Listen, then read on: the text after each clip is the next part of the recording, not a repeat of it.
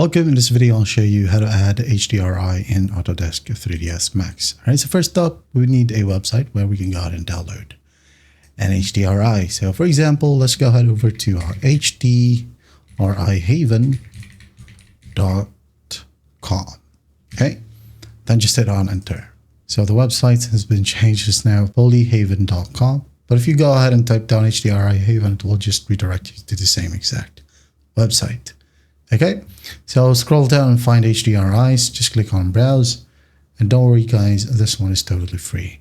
So I'm just going to go ahead and use outdoor as an example. Maybe I'm going to go ahead and use this one, the suburban garden. I'm going to click on it, and then after that, if you're happy with it, okay, you have the samples right here. Just go ahead and click on this drop down at the top. You can download 4K, 2K, or whatever. I'm just going to leave it to 2K just for example, okay? EXR or HDR.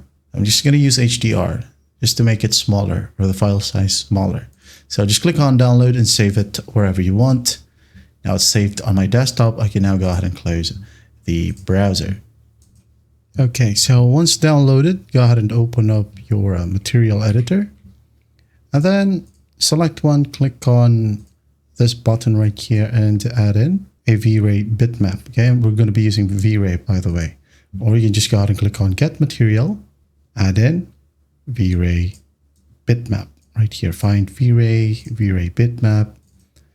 Just double click on it and just click on the HDRI that you just downloaded. Then click on open. Here we have it.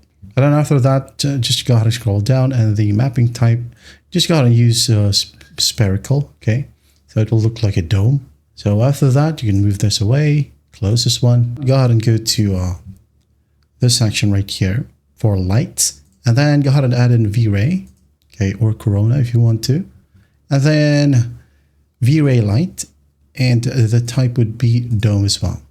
Okay, and then after that, just go ahead and add it to your scene, for example, at the center. Okay, and once done, go ahead over to modifiers, and then here you have your V-Ray light, and just drag and drop the V-Ray bitmap.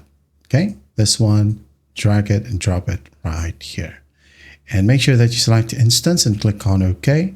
Now after that, all you got to do is just go ahead and test render it. Okay, so I can't do it right here because my V-Ray license is only a free trial and I don't have it anymore. So just test render and you'll be able to see it. So if it shows you a dark image, okay, or a dark V-Ray, well, you can at least increase the camera exposure, or increasing the dome light multiplier right here, this one, or increasing the HDRI map intensity, which is right here. Just go ahead and scroll down and find processing.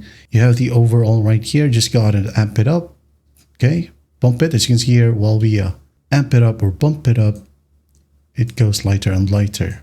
Okay, and that is it. Just test render it. And once done, you should be good to go. And that's how simple it is to add HDRI in Autodesk 3ds Max. I hope this video helps, and I'll see you in the next one.